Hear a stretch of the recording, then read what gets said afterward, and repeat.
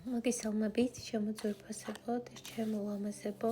მოდი ვნახოთ რა გელის მომდევნო ერთი კვირის განმავლობაში. ჩაიფიქრე საკითხი, რომელიც არის შენთვის მნიშვნელოვანი და ვნახოთ ამ ერთი კვირის განმავლობაში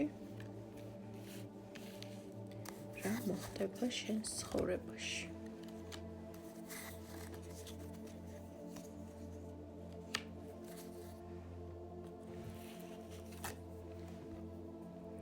ამ ერთი კვირის განმავლობაში ვფიქრობ, ყველაზე აქტიური სფერო იქნება პირადი ურთიერთობები.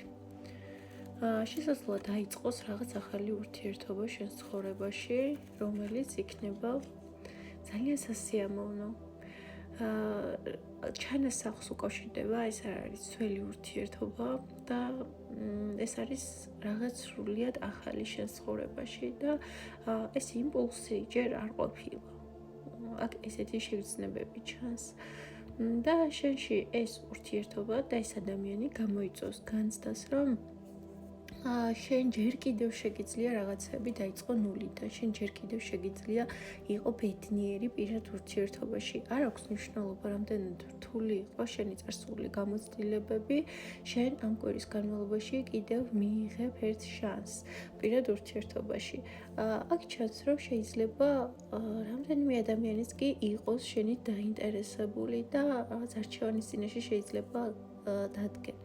ვის მისცე შანსი იმ ადამიანს, რომელიც არის უფრო რომანტიული, უფრო ახალგაზრდა, ასაკით თუ ადამიანი, რომელიც არის უფრო მეტად შემდგარი, წარმატებული, თავდაჯერებული და შესაძლოა ასაკითაც ბევრად უფროსი იყოს.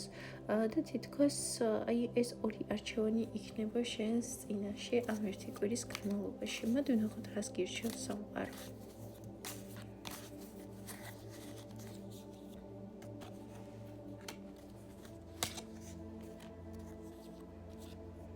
სამყარო გირჩევს, რომ გადაწყვეტილება მიიღე შენი შინაგანი ხმის საფუძველზე.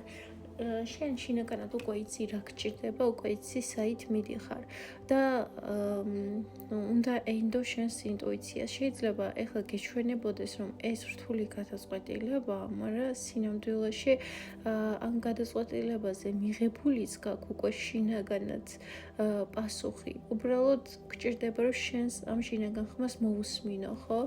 და ქვეცნობიერიდან ამოიტანო ეს ინფორმაცია და რეალურად ეს გადაწყვეტილება, რომელსაც შენ მიიღებ ამ კვირის განმავლობაში, იქნება ძალიან სწორი და მიგიყვანს ძალიან კარგ ჯანსაღ და წარმატებულ ოჯახურ ურთიერთობამდე. ძალიან საინტერესო გაშლა იყო.